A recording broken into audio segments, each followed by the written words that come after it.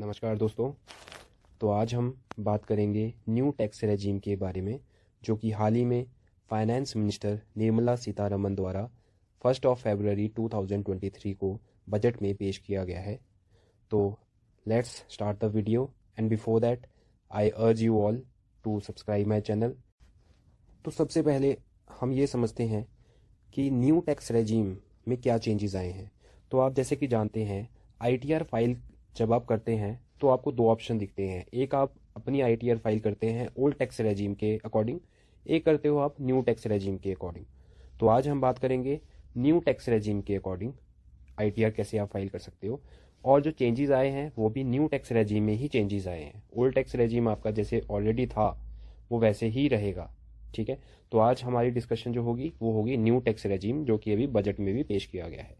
तो सबसे बड़ा जो चेंज आया है वो है कि आपकी जो पर्सनल इनकम है, वो आपकी जो पर्सनल इनकम टैक्स रहेगा वो अब जो है 7 लाख तक आपका एग्जेम्प्ट रहेगा। जीरो टैक्स आप पे करोगे अगर आपकी इनकम 7 लाख तक है।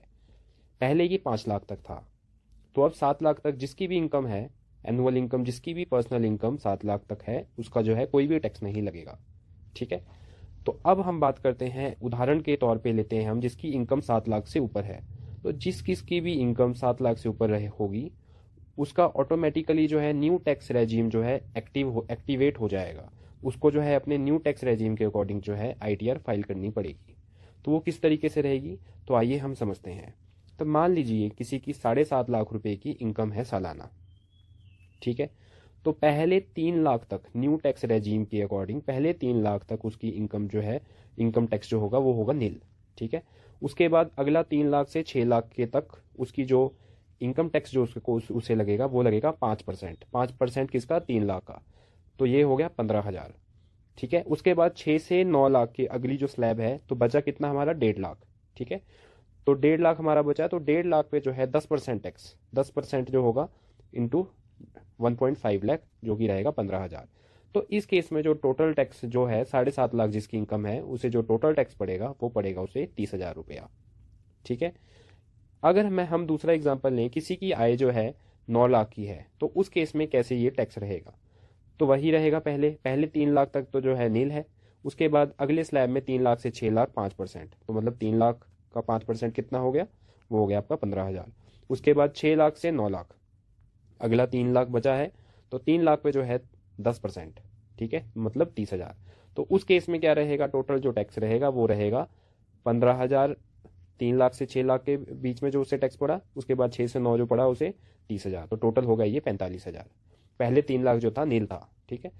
इन केस मान लीजिए किसी की इनकम जो है 15 लाख की है, तो उस केस में न्यू टैक्स रेजीम के अकॉर्डिंग कैसे ये टैक्स लगेगा, तो पहले 3 लाख पे नील टैक्स रहेगा। उसके बाद अगले जो 3 लाख है उसके ऊपर 5%, मतलब 15,000 हो गया। उसके अगले 3 लाख होगा 10%, वो हो गया कितना, 30,000 रुपया। उससे अगला जो होगा, जो 9 लाख से 12 लाख के स्लैब में है 15%, 3 लाख का, ठीक है, 45,000। उसके बाद 12 लाख से 15 लाख के 3 लाख जो है, 3 लाख ऑफ 20% ऑफ 3 लाख, वो हो गया 60,000। तो उस केस में जो टोटल टैक्स पड़ेगा वो पड़ेगा 1.5 लाख रुपया, ठीक है। तो ये जो है टैक्स जो है इस अकॉर्डिंग पड़ेगा। और 7 लाख तक अगर किसी का टैक्स इनकम 7 लाख तक है तो उसमें कोई भी आपको जो है टैक्स नहीं पड़ेगा, ठीक है। I hope this is clear to all. तो अब आइए हम समझते हैं क्या इसमें मोटे मोटे क्या क्या चेंजेस हुए हैं। तो सबसे पहला चेंज तो यही हुआ है कि 7 लाख तक कोई भी टैक्स नहीं लगेगा, ठीक है। पहले ये 5 लाख होता था। दूसरा हुआ है कि स्टैंडर्ड डिडक्शन भी रहेगा। 52,500 का आपको जो है, इन केस मान लीजिए आपकी इनकम 10 लाख है, तो उसमें से आप 52,500 आप जो है स्टैंडर्ड डिडक्शन कर लें, ठीक है। आपको जो है उसमें भी छूट दी गई है। तो आपको जो टैक्स आपका जो आएगा वो आएगा आपका 9.5 लाख पे। 9.5 लाख पे ही आपके जो है अकॉर्डिंग टू स्लैब आपको जो है टैक्स पड़ेगा, ठीक है। तो 52,500 का इसमें स्टैंडर्ड डिडक्शन दिया गया है, ठीक है। अगर हम दूसरी बात करें तो सीनियर सेविंग स्कीम्स, जो कि पहले 15 लाख था, ठीक है, 15 लाख से जो है अब उसे 30 लाख तक जो है उसकी लिमिट बढ़ा दी गई है। तो सीनियर सेविंग स्कीम्स जो है इन्वेस्टमेंट के पर्पज से, ठीक है, 58 प्लस जो भी रिटायरी होते हैं या 60s में आते हैं, तो पहले उनकी लिमिट 15 लाख की थी, अब जो है वो 30 लाख तक उसमें जो है निवेश कर सकते हैं, ठीक है। और अगर हम बात करें पोस्ट ऑफिस MIS की, तो उसकी लिमिट जो है पहले 4.5 लाख की थी, अब जो है 9 लाख कर दी गई है, ठीक है। और जो 15 लाख कर दी गई है वो है ज्वाइंट होल्डिंग के लिए, ठीक है। तो ये तो था हमारा सारा का सारा जो अपडेशन है, ठीक है। अब हम थोड़ा सा ओल्ड टैक्स रेजिम के बारे में भी समझ लेते हैं। तो ओल्ड टैक्स रेजिम और न्यू टैक्स रेजिम में अंतर क्या है, ठीक है। तो अभी आप जब आईटीआर फाइल करोगे तो आपको वहां पे दो टैक्स रेजिम दिखेंगे, old tax regime, new tax regime. New tax का हमने अभी ही डिस्कस कर दिया है। ओल्ड टैक्स रेजिम में तो मान लीजिए अगर किसी की इनकम 10 लाख है तो वो कैलकुलेशन कैसे होगी, उसमें टैक्स कितना पड़ेगा according to old tax regime. तो सबसे पहले 2.5 लाख तक तो आपको छूट है, उसके बाद 2.5 लाख से 5 लाख ये हुआ 5%, तो 2.5 लाख का 5% हुआ 12,500। उसके बाद बचा 5 लाख, तो 5 लाख से लेके 10 लाख तो कितना हुआ ये 5 लाख का, ठीक है। 5 लाख इनकम बची तो 20% कितना हुआ 5 लाख का, 20% हुआ 1 लाख रुपया। तो 1,12,500 जो है उसका टोटल टैक्स पड़ा। लेकिन इसमें सबसे अच्छी बात यह है कि इस केस में जो है ओल्ड टैक्स रेजिम जो चला हुआ है, अभी भी ऑलरेडी चल ही रहा है ओल्ड टैक्स रेजिम, ठीक है। तो इसमें जो है आप स्टैंडर्ड डिडक्शन भी ले सकते हो, ठीक है। आप इसमें हाउस रेंट अलाउंसेस का आप डाल सकते हो अपना, ठीक है, टैक्स रिबेट ले सकते हो।